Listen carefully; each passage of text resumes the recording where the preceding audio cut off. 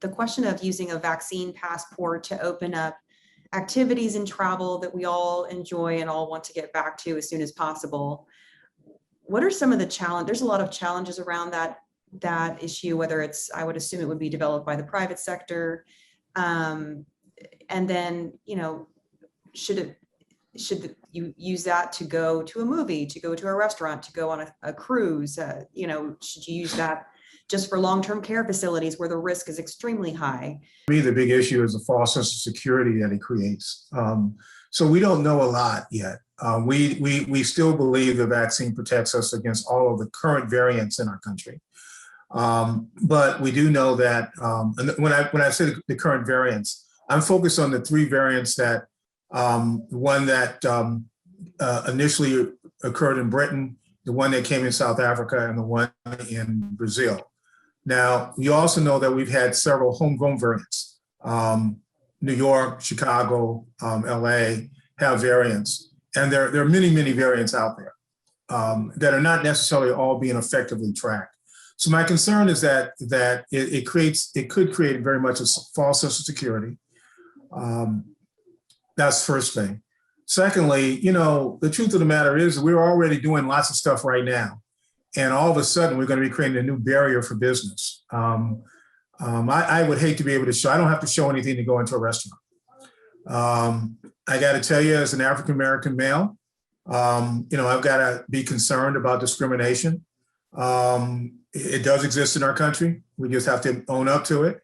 And was I turned away because of who I was, what I looked like, or whether or not I was positive or negative, or I left my vaccine passport in my car? You just have to, the equity and discrimination and diversity issues are a big chill. Plus, look, we only got 19% of the population vaccinated.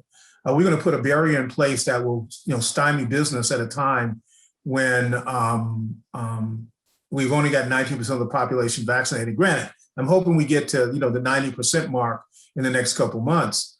But even then, what happens when you are a person with a underlying health condition who could not be vaccinated? You're allergic to the vaccine, so you could not take the vaccine. Does that mean that you don't get to go to the movies? You don't get to go to the baseball game? I think that's an equity issue, but it is also one that we have to think about. And I just think it's way too early. Now, having said that, I admit I've had to show my yellow fever vaccination when I've gone out of the country to certain countries. And absolutely, I had to be vaccinated when I was in the military. And I practiced emergency medicine for most of my clinical career. And I was required to be vaccinated as an employee against hepatitis B, but that was so to protect me. It also reduced my insurance coverage, which is my incentive for being vaccinated. Also, I know that as a public health official, I have insisted that schools, when I was a health commissioner in the District of Columbia, require all their students be vaccinated against measles, mumps, and chickenpox. But we know the science behind those, the history behind those very well. I think only time will tell whether or not there's any value in both requiring those vaccination for COVID. And then I guess, what's the slippery slope here? Do we require people to be vaccinated for influenza every year?